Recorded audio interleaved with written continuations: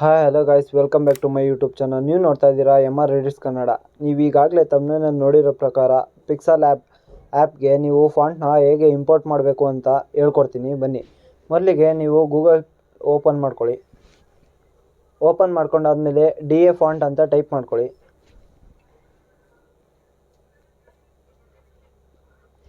DA font ಅಂತ type ಮಾಡ್ಕೊಂಡಾದ್ಮೇಲೆ search ಮಾಡಿ. ಇಲ್ಲಿ ಕಾಣಿಸ್ತಿದೆಯಲ್ಲ ಮೊದಲನೇ ವೆಬ್ಸೈಟು DA ಫಾಂಟ್ ಅಂತ, ಅದ್ರ ಮೇಲೆ ಕ್ಲಿಕ್ ಮಾಡಿ. ನೋಡಿ, ಇಲ್ಲಿ ಎಷ್ಟೊಂದು ಥರ ಫಾಂಟ್ ಬರ್ತಿದೆ. ನೀವು ಯಾವ ಥರ ಫಾಂಟ್ ಬೇಕು ಅಂತ ಇಲ್ಲಿ ಬೇಕಾದ್ರೆ ಚೂಸ್ ಮಾಡ್ಕೋಬೋದು.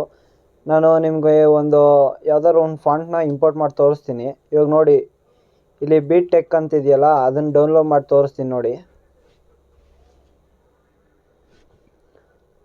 ಡೌನ್ಲೋಡ್ ಆಯಿತು.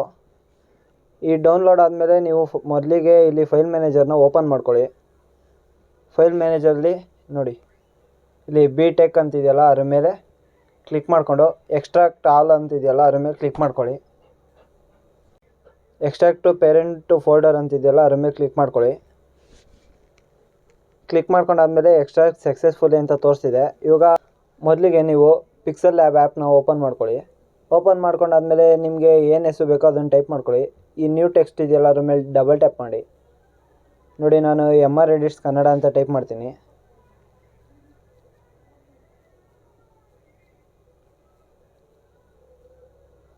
ಓಕೆ ಮೇಲೆ ಕ್ಲಿಕ್ ಮಾಡ್ಕೊಳ್ಳಿ. ಕ್ಲಿಕ್ ಮಾಡ್ಕೊಂಡಾದ್ಮೇಲೆ ನೀವು ಫಾಂಟ್ನ ಚೇಂಜ್ ಮಾಡಬೇಕು ಅಂದರೆ ಇಲ್ಲಿ ಫಾಂಟ್ A ಅಂತಿದೆಯಲ್ಲ, ಅದ್ರ ಮೇಲೆ ಕ್ಲಿಕ್ ಮಾಡಿಕೊಂಡು ಸ್ಲೈಡ್ ಮಾಡಿಕೊಂಡ್ರೆ ಇಲ್ಲಿ ಫಾಂಟ್ ಅಂತ ಇರುತ್ತೆ, ಅದ್ರ ಮೇಲೆ ಕ್ಲಿಕ್ ಮಾಡ್ಕೊಳ್ಳಿ. ಕ್ಲಿಕ್ ಮಾಡ್ಕೊಂಡಾದ್ಮೇಲೆ ಇಲ್ಲಿ ಮೈ ಫಾಂಟ್ ಅಂತಿದೆಯಲ್ಲ, ಅದ್ರ ಮೇಲೆ ಕ್ಲಿಕ್ ಮಾಡ್ಕೊಳ್ಳಿ.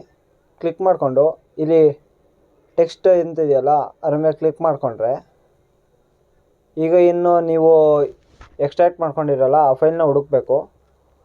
ಮೊದಲಿಗೆ ಡೌನ್ಲೋಡ್ಸ್ಗೆ ಹೋಗಿ.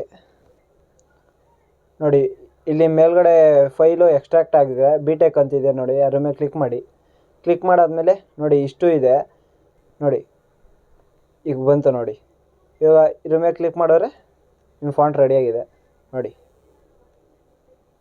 ಇದೇ ಥರ ನೀವು ಯಾವ್ದಾದ್ರು ಫಾಂಟ್ ಬೇಕಾದ್ರೂ ಇಂಪೋರ್ಟ್ ಮಾಡಿಕೊಂಡು ನೀವು ಸೇವ್ ಮಾಡ್ಕೋಬೋದು. ಕಲರ್ ಎಲ್ಲ ಚೇಂಜ್ ಮಾಡ್ಕೋಬೋದು. ಇಲ್ಲೇ ಇದೆ ನೋಡಿ, ಕಲರ್ ಎಲ್ಲ ಚೇಂಜ್ ಮಾಡೋದು ನೋಡಿ. ಈ ಥರ ಇಂಪೋರ್ಟ್ ಮಾಡ್ಕೋಬೋದು. ಇನ್ನೊಂದು ಫಾಂಟ್ನ ಇಂಪೋರ್ಟ್ ಮಾಡಿ ತೋರಿಸ್ತೀನಿ ನೋಡಿ. ಕ್ಲಿಕ್ ಮಾಡಿ, ಮೈ ಫಾಂಟ್ ಮೇಲೆ ಕ್ಲಿಕ್ ಮಾಡಿ, ಆ್ಯಡ್ ಟೆಕ್ಸ್ಟು ನೋಡಿ.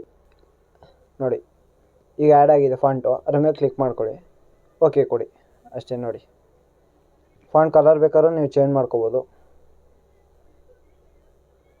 ನೋಡಿ. ಇದೇ ಥರ ನೀವು ಯಾವ ಫಾಂಟ್ ಬೇಕಾದ್ರೂ ಇಂಪೋರ್ಟ್ ಮಾಡಿಕೊಂಡು ನಿಮ್ಮ ವೀಡಿಯೋಸು ಮತ್ತು ಫೋಟೋಲ್ಲಿ ಯೂಸ್ ಮಾಡ್ಕೋಬೋದು. ನೀವೇನೋ ಬ್ಯಾಕ್ಗ್ರೌಂಡ್ನ ಎರೇಸ್ ಮಾಡಬೇಕು ಅಂದರೆ ಇಲ್ಲಿ ಟ್ರಾನ್ಸ್ಪರೆಂಟ್ ಅಂತ ಇದೆಯಲ್ಲ, ಫೋರ್ತ್ ಆಪ್ಷನ್ ಮೇಲೆ ಕ್ಲಿಕ್ ಮಾಡಿ. ಇಲ್ಲಿ ಟ್ರಾನ್ಸ್ಪರೆಂಟ್ ಇದೆಯಲ್ಲ, ಅದ್ರ ಮೇಲೆ ಕ್ಲಿಕ್ ಮಾಡಿ. ಇಲ್ಲಿ ಮೇಲ್ಗಡೆ ಸೇವ್ ಆ್ಯಸ್ ಇಮೇಜ್ ಅಂತ ಇದೆಯಲ್ಲ, ಅದ್ರ ಮೇಲೆ ಕ್ಲಿಕ್ ಮಾಡ್ಕೊಳ್ಳಿ. ಕ್ಲಿಕ್ ಮಾಡಿಕೊಂಡು ಅಲ್ಟ್ರಾ ಮೇಲೆ ಕ್ಲಿಕ್ ಮಾಡಿಕೊಂಡು PNG ಇದೆಯಲ್ಲ, PNG ಮೇಲೆ ಕ್ಲಿಕ್ ಮಾಡಿಕೊಂಡು ಸೇವ್ ಟು ಗ್ಯಾಲರಿ ಕೊಡಿ. ನೀವು ಈ ಇಮೇಜ್ನ, ಈ ಟೆಕ್ಸ್ಟ್ನ ನೀವು ಯಾವುದಕ್ಕೆ ಬೇಕಾದ್ರೂ ಇಂಪೋರ್ಟ್ ಮಾಡ್ಕೋಬೋದು. ಯಾವ ಫೋಟೋ ಮೇಲೆ ಬೇಕಾದ್ರೂ ಇಂಪೋರ್ಟ್ ಮಾಡ್ಕೋಬೋದು. ಸೇವ್ ಆಗಿದೆ.